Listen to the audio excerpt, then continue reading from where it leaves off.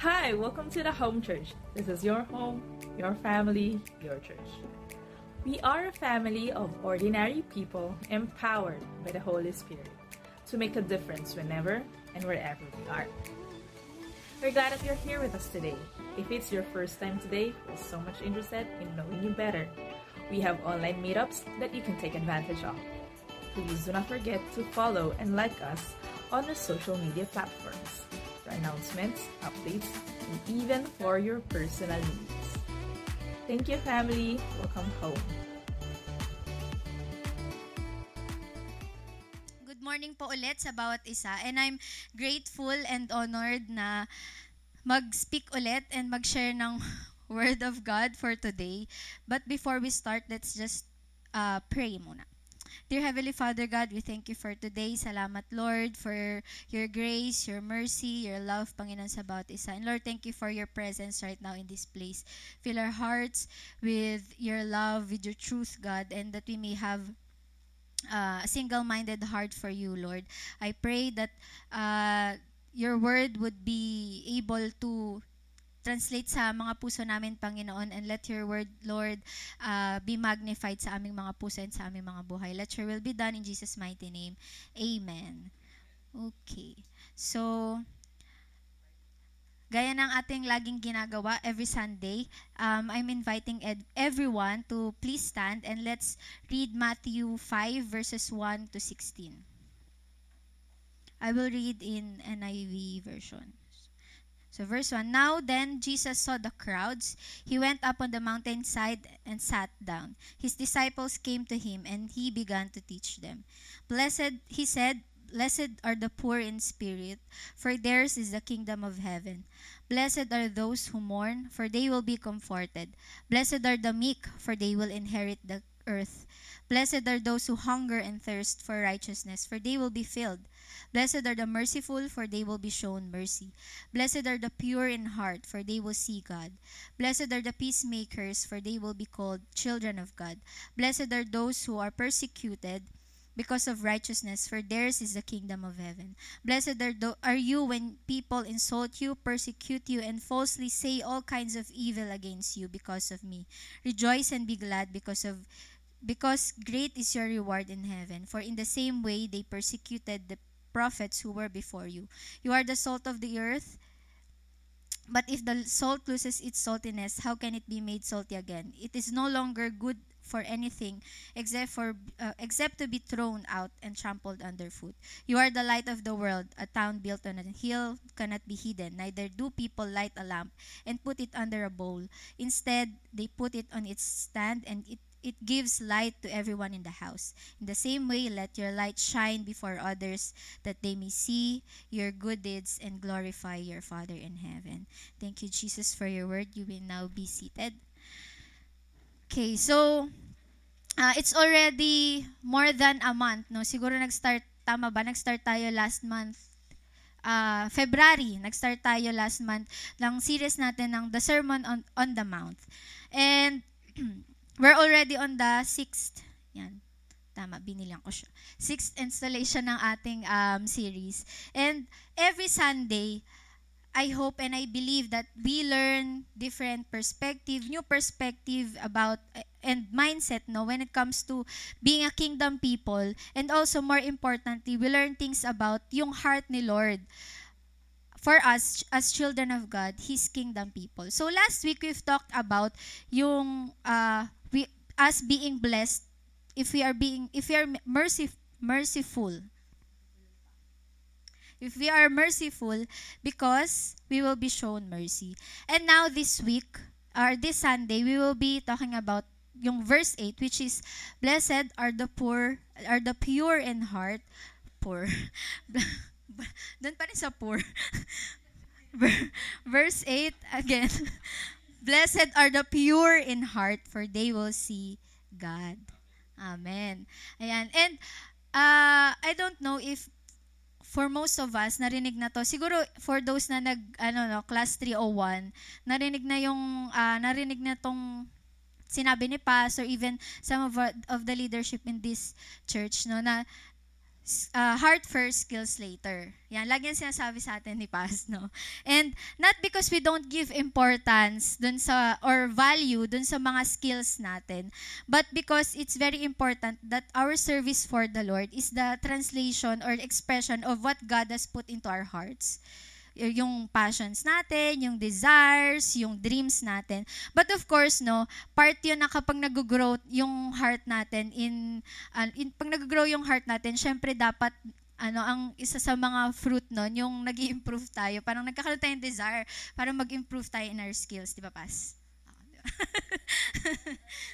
Dapat, hindi lang, heart first, skills later. Dapat hindi lang puro ganun.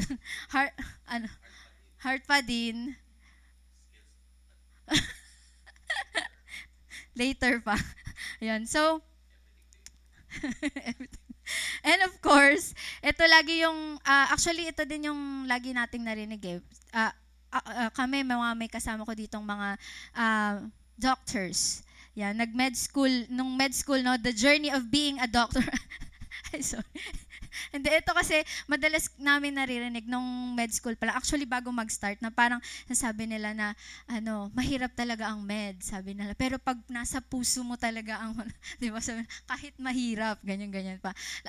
Almost siguro every professor na dumaan sa amin, lagi yun yung sasabihin, nahirapan na kayo, pagod na ba kayo, ganyan. Actually, I think hindi lang sa med, pero every courses or everything that we do, kapag lagi nating naiisip or lagi nating naririnig, basta kapag nasa puso mo or kapag heart mo yung ginagawa mo, kahit mahirap, is talagang titiisin mo yung sufferings, titiisin mo yung hardships nung ginagawa mo. And yun nga, kapag may gustong-gusto tayong isang bagay, we put so much effort, so much time, and really value it, no? For example, if you love someone, 'di ba? For the go tayo, 'di ba? Tatawirin ang lahat. Ayan. Ano 'yun? Di ko alam. Basta narinig ko lang 'yun, tatawirin ang lahat. Hindi pa naman. Ayan. So, pero ang question dito is, but what does heart really means? No? But tatawirin na. But what heart does really mean? So ito, sakto to, di ko alam this week ata yon or last week. Dahil sa mga sumusunod dito ng Bible Project. Ayan, meron dong video that it talks about what heart means. So sabi doon, heart in Hebrew sometimes it terms as levav, or in short is lev. So, sabi doon, in biblical authors, they talk about heart in many ways. Because yung mga Israelites daw before is wala silang concept or any word for brain. Imagine, no? So, for them, all of a human's intellectual activity takes place sa heart. Okay? So, sabi doon, heart is where you understand and make connections. Wisdom dwells in the heart. Sabi doon sa book of Proverbs. And it is what we use to discern between truth and error. No? So, it means yung heart natin has a lot of things to do when it comes to our thoughts, where you think or make sense of the world. Even yung physical. Ibig sabihin, yun nga yung kapag nasa heart mo yung ginagawa mo, it makes us do more. Diba? It motivates us to do more. Even our emotions, no? Where we feel yung kapag broken-hearted tayo, pag in pain, distress, and even yung joy, yung happiness, no? And lastly is yung choices natin. Where we make choices is motivated by our desires or yung affections natin. In short, heart is the center of all parts of human existence. No, sabi dun sa Proverbs 4:23, above all else, guard your heart, for everything you do flows from it. And sa Matthew 6:21, for where your treasure is, there your heart will be also. Ayan.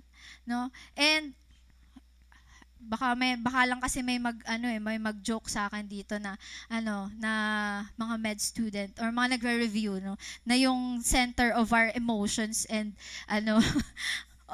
sa tala mo sa limbic system. So for the nerdy joke. Ayan, it's part of the brain. Pero ang amazing lang ni Lord, no? Kasi sabi ko, nga no, kahit na nasa brain siya, but for the brain to function well, it's still the heart's ability to pump blood para mag-function well yung natin, yung brain natin. So kailangan ng oxygen, kailangan ng tamang daloy ng dugo sa ating utak para mag-function yung natin, yung center of our emotions, of our behavior, no? And whether we like it or not, the desires of our hearts moves us, affects our choices, our actions, and even with how we perceive things. And ito for the past weeks, grabe. Ayan, grabe kasi for the past weeks. Na-share ko to kila Ate Aya na parang every time nagigising ako, it feels like yung pagod, ramdam na ramdam mo kasi alam niyo naman na 2 weeks, almost 3 weeks from now, mag-PPLE na. Woo! Ayan, so parang lalo pag Monday, Tuesday, kasi syempre weekends maraming ganap, 'di ba? Tapos Monday, Tuesday, yan yung talagang struggle ng yung pagod mo and all. Pero sabi ko, meron this one time na hindi ko alam kung paano ipaprocess I open my Bible, tapos sinundan ko yung Bible project. Di ba minsan sa isang day parang 5 chapter Old Testament. Tapos sabi ko, Lord, na-appreciate ko pero ang hirap mag-absorb. Pagod na ako. So parang sabi ko, natutuwa akong balikan yung Bible, yung old Bible ko. Tapos kasi doon may mga highlights, may mga notes ako doon. Tapos I was reminded of this verse. Sabi doon sa Psalm 73 verse 26, my flesh and my heart may fail, but God is the strength of my heart and my portion forever. And sabi ko, yes, Lord, sobrang hirap na parang minsan hindi ko na, parang ang numb ng katawan ko. Sabi ko, but Lord, ayoko na, na parang, sabi ko, hindi man maka-keep up yung physical body ko. Sabi ko, but I don't want my heart na not burning for you, na parang ginagawa ko lang tong bagay na to just because routine na, or just because, kasi mag-e-exam na, but I want to do this out of my heart for you. No? Kasi minsan, yun talaga yun kapag pagod na tayo, kapag stress na tayo, lagi tayong amblis nating mag-autopilot mode, no? Tas it's easier to lose our hearts na the next thing na makita mo yung sarili mo, nakalimutan mo na si Lord, na parang di mo na siya marinig. And I'm grateful kay Lord kasi He has led me in this verse that every time na nararamdaman kong napapagod yung katawan ko, God is the strength of my heart. God is the strength of my heart. So that I would not forget na at the end of the day, the greatest reward that I would be having this season, more than anything else, more than yung pagpasa ko sa boards, is God Himself. Jesus Himself is my greatest reward. And yun nga heart is the center of our affection. It's our heart that allows us to desire and be motivated and be passionate sa mga ginagawa natin. But the problem is, our heart is deceitful. No? Jeremiah 17 verse 9 says, the heart is deceitful above all things and desperately wicked. Who can know it? Diba? And napansin to na-mention to ni Paz last few Sundays ago that it's not actually God versus Satan Most of the time, it's God versus the human hearts. Kasi our heart is really deceitful. And, ayun nga, dahil, pasensya na like kung kino-quote yun sa Bible project na mga Old Testament. Kasi nandun tayo ngayon sa Old Testament. Di pa tayo makalas. Medyo mahaba-haba pa tayo. Mahaba pa ang ating journey. Ayan. Yung mga Israelites kasi noon, sabi ko, Lord, sabi ko, these people, they were already been saved from their oppressors, which are the Egyptians, and yet their hearts are still not of the Lord. Ang dami pa rin nilang beses na magdi-disobey sila, ganyan, na parang ang dami ng miracles ni Lord. Imagine, sabi ko nga ang saya naman nun na hindi ka na mag-iisip ng pagkain mo. Pagkagising mo, may nalalaglag na lang na, nganga ka na lang, and tapos, bakit? Parang, tapos parang, at the end of the day, they still doubt and they still choose yung i-disobey si Lord. Now, sabi ko, I realized that it's more, yung what the Lord is teaching them is hindi yung, more than yung pagsisave sa kanila, but their hearts being saved from their deceitfulness. No? And that same goes through sa atin. Even us, no? Minsan may inis tayo dun sa, ano ba naman itong mga Israelites? Yung malang, pang ilan na? Pang ilan na? Bakit ganun pa din? So parang, ay, oo nga, no? Pang ilan na nga pala, Lord? Parang ano pa din, at the end of the day, mayroon pa rin tayong mga mishaps na nakalimutan natin si Lord. And at the end of the day, nadidisobey pa din natin siya. Tapos, this past few weeks, di ba, syempre sa social media, sa balita, my gosh, no? Daming mga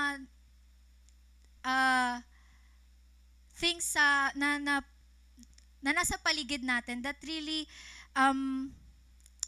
corrupts our heart, na madali nating parang i-absorb na lang kasi yan yung nakikita natin, yan yung bukang bibig ng mga tao. 'Di ba? Usually narinig natin, just follow your heart. Just follow what will make you happy for as long as wala kang natatapakang tao. 'Di ba? Ang dami ngayon sa social media na they just do yung mga videos nila, yung mga reels. Makikita mo parang ano nangyayari sa mundo? Parang ginagawa na lang nila kung ano yung sa tingin nilang ang makakapagpasaya sa kanila. Even to the point na, you know that it's really against the Lord na. They are really sinning, no?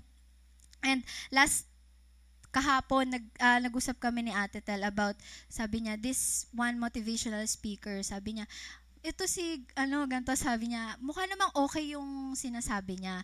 But, sabi niya, at the end of the day, it's not the value of the Lord na sinasabi niya. And sometimes, ang dami na kasing available na buksan mo lang yung mo, tapos gusto mong ma-feel good about things, about yung mga pinagdadaanan mo. Pwede ka nang makakinig ng mga motivational talks na makakapag-relieve ng emotions mo. Pero at the end of the day, it's not the value of the Lord that we get from those things, from those people. And ang dami na twisted yung truth, no? Yun nga yun, sabi pa yung, only God can judge me. Sige po. Kay God lang. Ayun, mas malala. And, lagi lang sasabi, naintindihan naman ni Lord if I do this. Ganyan. Marami akong nakikita sa mga tao na yun yung sinasabi. And sometimes, even with how we approach God, we come to Him with our agendas, with our own motives, our own desires. Diba? Ang pala desisyon natin, yung Lord, naalala ko tuloy yung, yung sinend ni Pas na reels, yung kay Gianna Hilona ba yung pangalan? Napanood ko na kasi yung reels na yun, even before isend pa. Tawang-tawa din ako. Yung about sa love life. Yung sabi niya, Lord, ano ba yun? Ano ba yun? Kung hindi man siya, bakit? Sabi niya, pero final answer na ba? Siya na ba talaga? So parang, minsan ganun tayo no? Kapag nagpe-pray tayo, usually, ganun, yung parang, we want na parang si Lord mag-conform dun sa natin, mga prayers natin.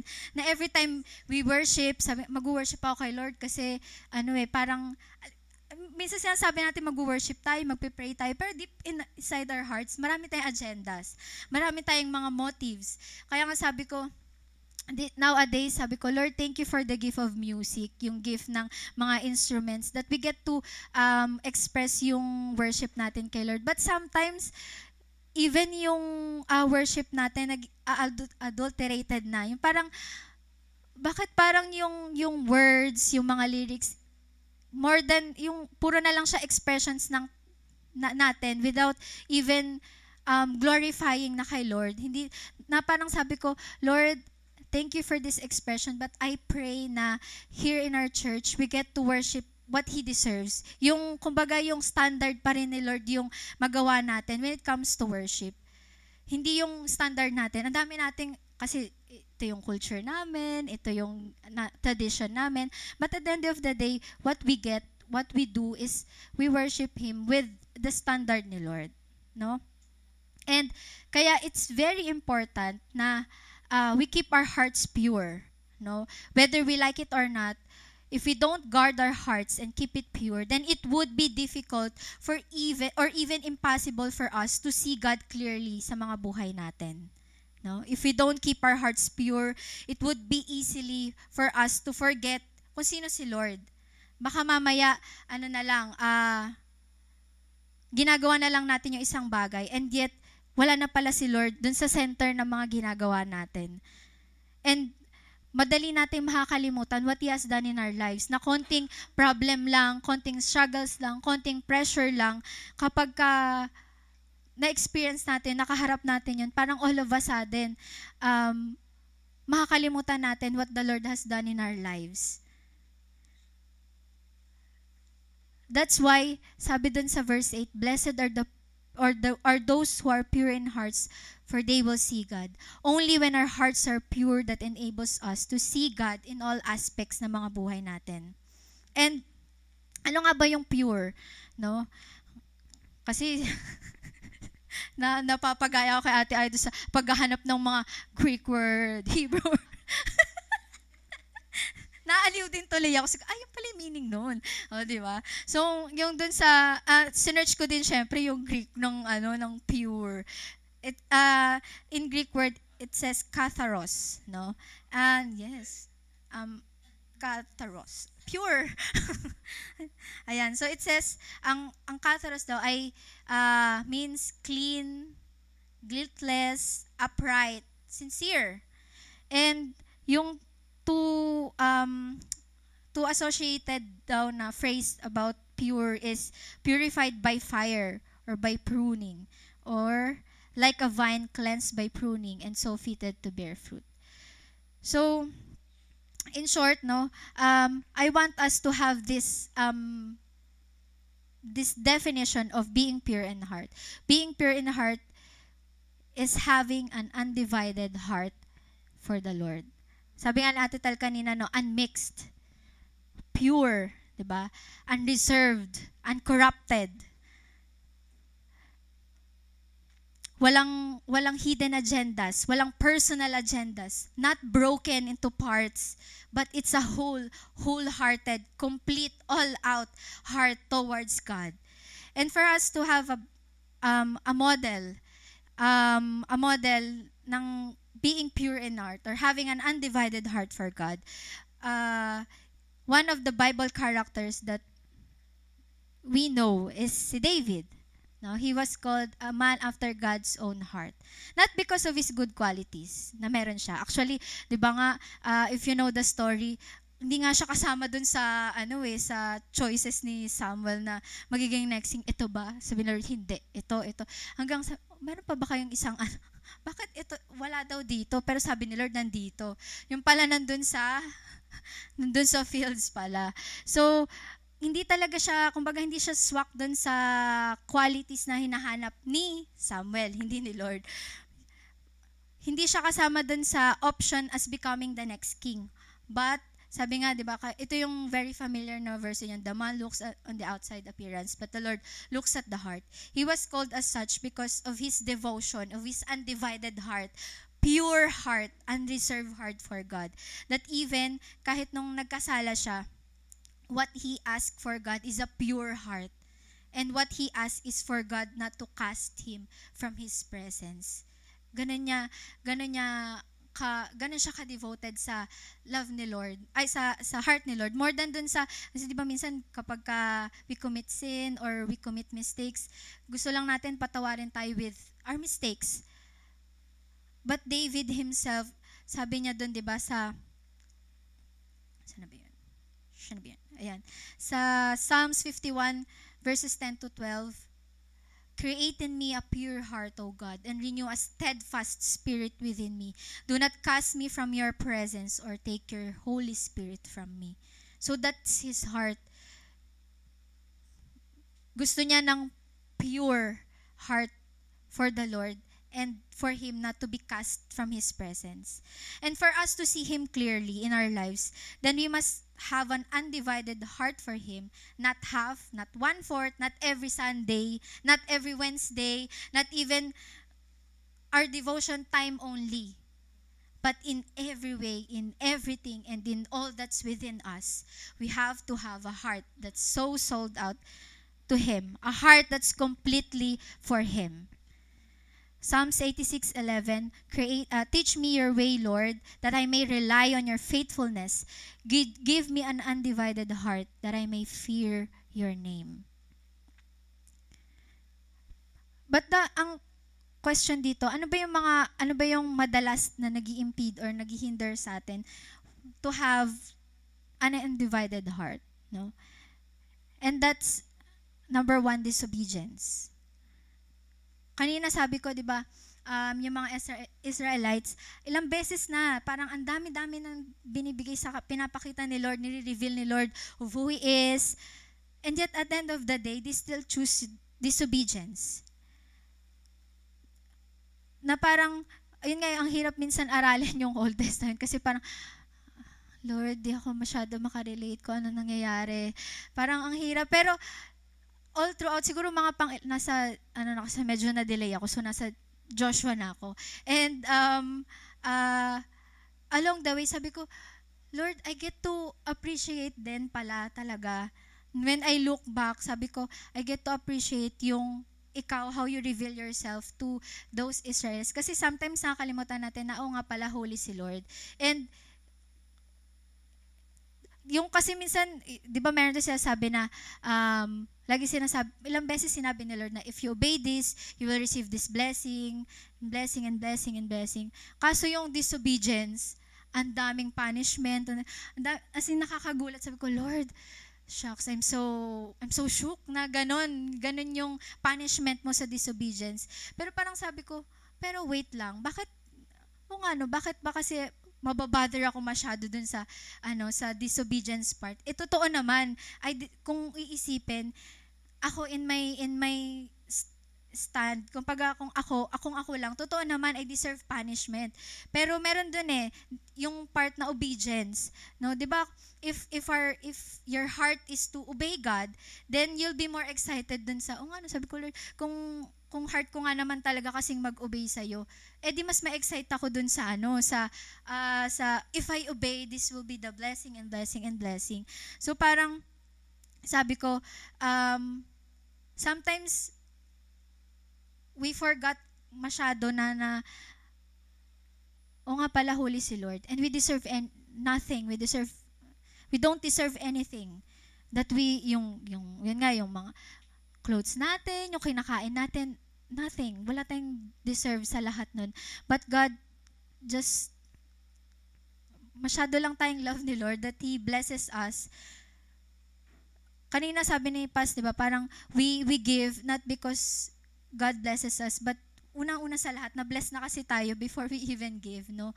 So sabi ko, Lord, thank you for, ang hirap man aralin yung buong Old Testament, but sabi ko, Lord, thank you kasi I got to see na you are the God who rewards. You are the God who rewards those people that really has the heart to obey you, has the heart to walk after you, to go after you. Hindi siya yung parang sunod ka na lang ng sunod, tapos parang at the end of the day, wala pa din. Di ba sometimes gano'n, di ba, for example, mga nag-work, di ba, na parang yung mga boss natin, manager, ginawa mo ng lahat. To the effort, to the 100%, minsan 110% pa yung nabigay mo. At the end of the day, parang, ba't ganun? Parang hindi pa rin ako napapansin. Iba pa din, di ba? Pero the Lord really honors and God allows us to see. And He reveals Himself to those people that has the heart to obey Him, that has the heart, pure heart to just seek after Him. So that's first one. And the second one is yung pride natin. No? Yung sabi ko kanina, pala desisyon tayo. Minsan nakala natin, pride, parang di naman ako nagyayabang masyado kay Lord. Di naman masyado. Konti lang. Di naman masyado. Pero sometimes, hindi natin napapansin, but yung pride natin na to just do things on our own. No, yung parang kapag may gagawin tayo, yun nga, minsan yung prayer natin, na nasa dulo na, kapag feeling na, ay, hindi ko na to kaya. So, sige, pag-pray ko na to, kasi hindi ko na kaya. Hindi yung dapat una pa lang, Lord, I humble myself, hindi ko to kaya. No? I can't do this alone. I can't do this on my own. I can only do this if you're with me. And ang daming mga Bible characters din sa Old Testament na parang sinasabi nila na, Lord, if you will not go with us, then wag mo na lang kaming padiretsuhin doon. Wag niyo na lang kami papuntahin doon. Kasi, di ba, what's the sense? What's the point? So, parang minsan akala natin, hindi tayo nagke-create ng prideful heart, pero meron every time na we choose our own self, we choose our own desires, we choose our own agendas, more than kay Lord. Even yung mga simple, ang daming beses na pwede mo namang gawin to for the Lord, and yet, inuuna mo yung sarili mo, inuuna mo yung own desire mo. And one time, I have this moment kay Lord, syempre sa CR din. Ewan ko ba, bakit, anong meron sa bakit ang dami nating revelations from the Lord, no? Ayan, sabi ko, actually, na-share ko na to kay Kilapas. Sabi ko, one time, sabi ko, tinanong ko si Lord, sabi ko, Lord, bakit parang it feels like it's hard to understand yung words mo, or parang ang confusing ng leading mo. Ang confusing na makita kung yung ginagawa mo sa buhay ko, sa heart ko. And then I realized, parang the Lord spoke to my heart, very, gentle, tas sweet, small voice. No? Ganun siya magsalita. Ibig sabihin, simple lang, hindi yung pahihirapan ka pa niya, hindi yung kapag parang sa exam, yung parang pwede namang isang tanong na lang, isang sagot. Bakit kailangan magulo pa, di ba? May dami pang choices, A, B, C. Bakit di pa pwedeng one, na lang? Pero si Lord, ganun siya, isa lang, simple lang. But why things become so confusing when we consider other things than Him. And sabi ko, natigilan ako dun, sabi ko, oo nga, no? Sabi ko, totoo naman sabi ko, napakasimple lang magsalita ni Lord. Yes, yes, no, no. And later, wait, gano'n lang naman siya Pero parang, bakit ang hirap? Kasi ang dami nating kinoconsider. Yung sarili natin, yung sasabihin ng iba, yung fear of man, ang dami nating considerations. Tapos, yung consideration natin, kaya mga 1% na lang, ay, diba? With all those things na nangyayari sa paligid natin, even yung natin, yung mga friends na, ang dami nating mga kinoconsider. Parang kapag magde-decide pa lang tayo, Lord, ito ba or hindi? Kaso kasi ito kaso ganyan. Tapos parang sabi na, ganun ba, nak? Talaga ba? Parang,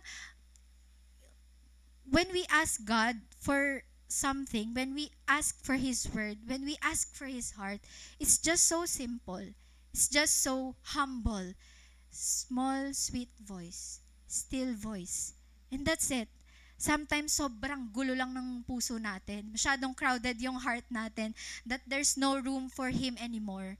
That we don't see and hear what's in His heart.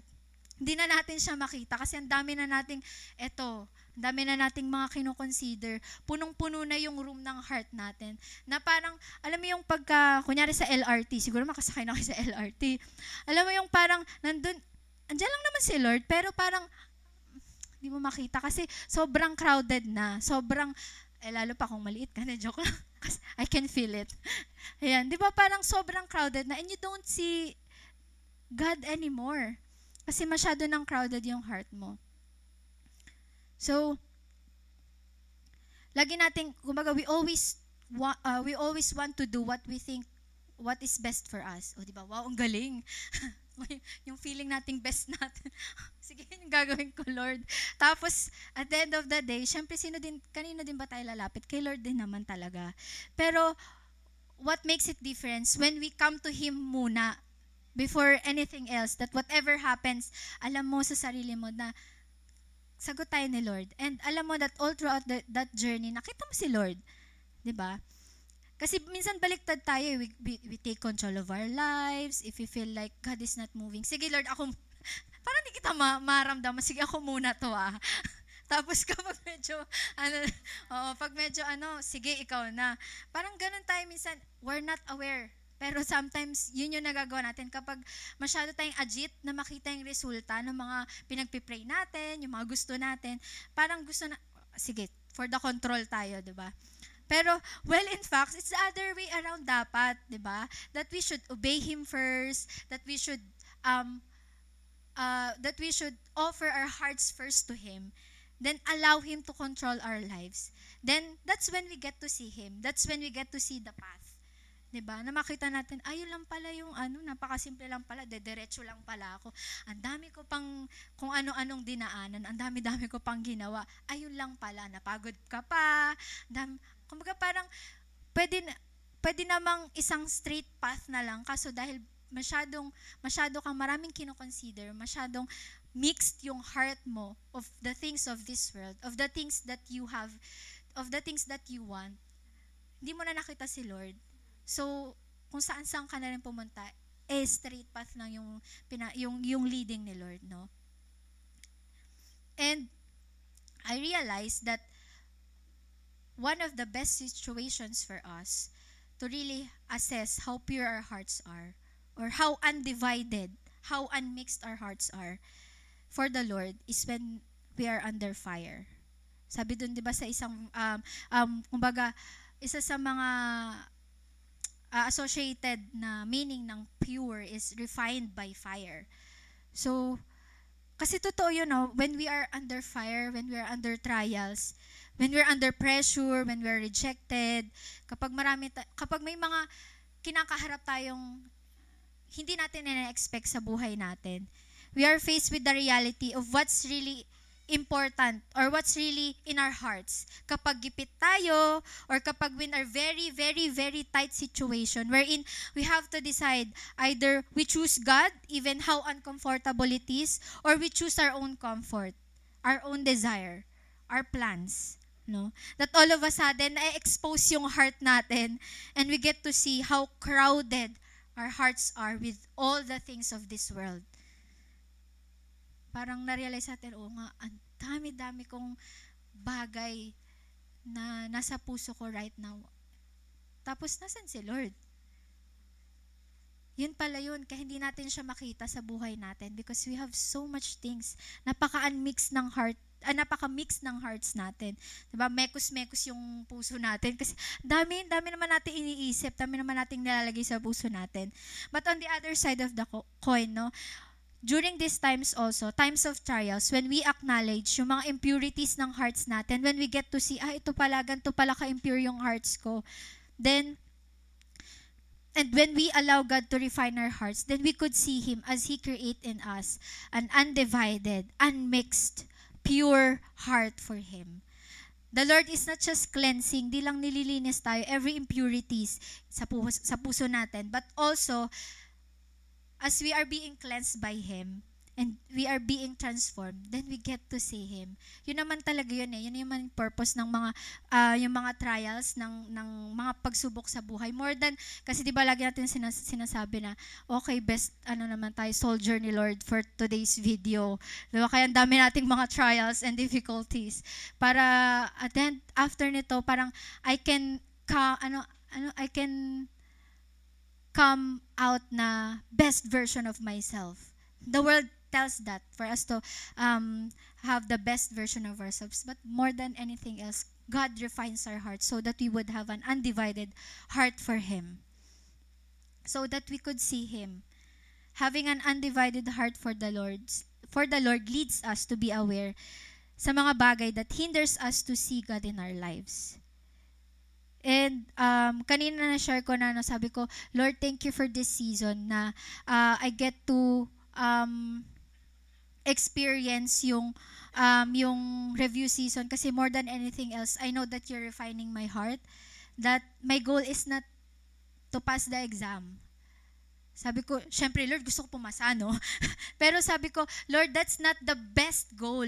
That's not the best idea. Sabi ko, gusto ko na parang, Lord, kung I'm by faithing na one take lang, Pero at the end of the day, sabi ko, pag nandun na ako, I don't want to see anything else.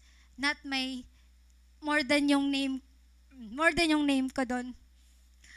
But I want to see you. That when I go back with all those journey, all I see was God Himself and how He refined my heart. Sabi ko, wala rin naman kasing point if I pass and then yung heart ko is just to go lang, yung passing. Sabi ko, after all, itong calling na to, sabi ko, hindi ko naman talaga to kaya on my own. Lord, alam mo yan, nag-usap tayo, sabi ko na, bago pala ako mag-med, sabi ko, Lord, hirap naman nito, pang matalino.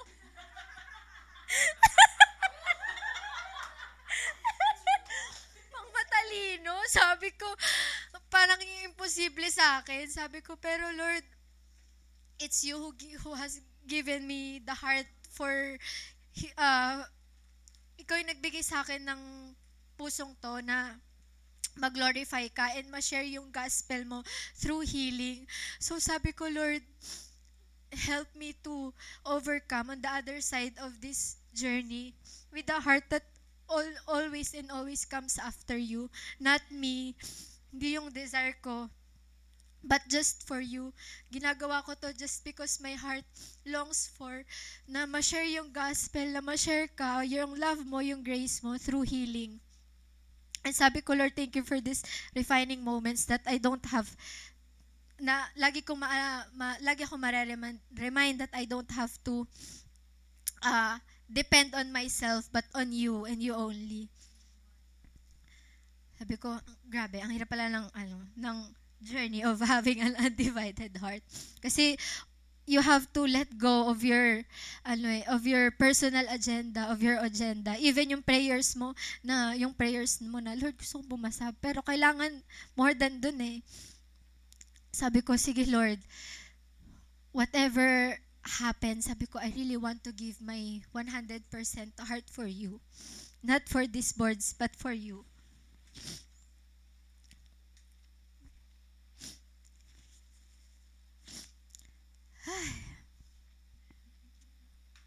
And yeah, the more that we keep an undivided heart for the Lord, the more that we see His presence in our midst, the more that we see Him and move and see His works or see His hands at work sa mga buhay natin. And the less and less and less that the world around us affects us. Kaya lang naman din talaga tayo masyadong apektado ng mundo kapag mekos-mekos yung heart natin, di ba? Pag mixed yung hearts natin sa mga bagay-bagay sa paligid natin and not of the Lord. But if our hearts are undivided, then we get to see Him in all aspects. Parang no questions are asked. Pag ito about sa family, malinaw sa'yo. I get to see God here. This is where God is leading me. Then, yes, I'll go for this. Yes, yes, Lord. Even in your work, at your work, in your studies, in whatever you are doing, in all aspects of your life, if your heart is undivided, then you get to see Him. No? And this is where I conclude. 3 things, no? How do we keep our hearts pure? How do we keep our undivided heart for the Lord? Number 1, repent. 1 John 1:9 says, if we confess our sins, He is faithful and just and will forgive us our sins and purify us from all unrighteousness. Let's admit, humble ourselves down and ask God for forgiveness. Lord, hindi ko yung naging number 1 ko for the past weeks. Hindi ko yung naging number 1 ko nung nag-start ako ng year. Hindi ko yung number 1 ko this season. And I ask for forgiveness. Forgive me, Lord. For the times that we choose our own ways, for the times we choose to trust ourselves and not Him, we choose na maging pala desisyon sa mga buhay natin, we choose our own comfort, we allowed the things of this world to occupy and corrupt our hearts. Let's repent, ask God for forgiveness. And He is faithful and just, and we will forgive us our sins and purify us from all our unrighteousness. Number 2, by asking God for a pure heart. Of course, we cannot be pure on our own selves only. Di natin kayang maging undivided with our own selves only. Only God can refine us. Only Him can give us an undivided heart and remove from us our heart of stone and give us a heart of flesh. Only Him can put us a new spirit within us. With humility and surrendered heart, let's ask Him to create in us a pure heart, undivided heart for Him. Again, in Psalms 51, verse 10 to 12, create in me a pure heart, O God, and renew a steadfast spirit within me. Do not cast me from your presence or take your Holy Spirit from me. Restore to me the joy of my salvation and grant me a willing spirit to sustain me. Ask God, Lord, give me an undivided heart for you. There's too much things that's happening in my heart right now. And sobrang crowded na, Lord. The room is so crowded. So help me, God. Ask for a pure heart, an undivided heart. And lastly, by guarding our hearts according to His Word. Sabi sa Psalms 119 verse 24, 119 verses 9 hanggang 16, no? How can a young man keep his way pure? By guarding it according to your word. With my whole heart I seek you. Let me not wander from your commandments. I have stored up your word in my heart, that I might not sin against you. Blessed are you, O Lord. Teach me your statutes. With my lips I declare all the rules of my mouth. In the way of your testimonies I delight. As much as in all riches, I will meditate on your precepts and fix my eyes on your ways. I will delight on your statutes. I will not forget your word. It's very important for us to guard our hearts. Kasi napakadaming mga nasa paligid that could really affect us, could infect us, corrupt our hearts. So we must guard our hearts. But we can only guard it according to His word. Store up His word in His heart. Huwag mong hayaan na kapag naiipit ka na, you're under pressure, wala ka man lang stored word ni Lord na babalikan mo, that pwedeng mag-keep ng heart mo, mag-guard ng heart mo. Declare His word with your lips. Declare His word. Ako ngayon, ang nakadikit sa sa wall ko, hindi mga notes, nakadikit word ni Lord. So that when I forgot yung purpose ng ginagawa ko, babalikan ko yung word niya. And delight in His word by meditating, fixing your eyes on His word. Guard your heart according to His word. So right now, let's just all stand. And let this be our prayer. Psalms 139 verses 23 to 24. It says there, search me, O God, and know my heart. Test me and know my anxious thoughts. See if there is any offensive way in me, and lead me in the way everlasting. Search us, O God. Search our hearts, Lord. Test me. Test us. Refine our hearts, O God, right now. And lead us to repentance, God. Lead us to repentance, Lord. Patawad, Panginoon. Dami naming kinonsider sa buhay namin and not you. Lord, patawad kasi hinayaan naming manlamig kami sa'yo. Hinayaan namin, Panginoon, na ang daming mga bagay na nilagay namin sa puso namin and it's not you.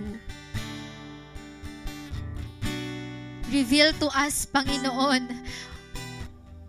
kung ano yung mga bagay that hinders us, God, to have an undivided heart for you. Lord, we ask for an undivided heart right now. So church, just allow this moment. Ask God. Repent and ask God for those who seek, and ask God for an undivided heart. For those who feel so cold, feel so numb, repent. For He is faithful to forgive our sins and give us and purify us in all our unrighteousness. O God, create in us a pure heart, Lord. Forgive us. Ang dami namin kinonsider na bagay. Lord, forgive us for not considering You as our first and only thing in our lives. That's the one thing that we ask, God, for us to see You, to delight in You, Your presence, God. We're very sorry, Lord. Forgive us. And Lord, right now we ask for a pure heart. We ask for an undivided heart, Lord. Lord, ayaw na naming masway of this world. Ayaw na namin, Panginoon, ng mixed emotions, ng mixed decisions, Lord, ng undecisiveness, Lord, when it comes to You. Lord, we want to be decisive. We want to say yes. Lord, in everything, Lord, in every areas ng buhay namin, we want to say yes. We want to say yes without reservation, Lord, without any considerations of ourselves, of anything else, of anyone else but You, God. But Lord, nahihirapan kami right now, but help us, God. Create in us a pure heart. Help us, God, to love Your word. Help us, God, to love Your word.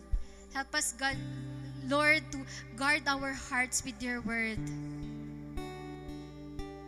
Because the only thing that we could guard our hearts is by living according to Your word. So right now, God, create in us a pure heart. Create in us a love for Your word. And give us a humble heart, an obedient heart for You, Jesus. May Your word, this word, God, translate into our lives, Lord. We will live this, that we are blessed because we have a pure heart and we will see You, Lord. We are blessed because we desire for a pure heart, God, and we know and we believe that we will see You.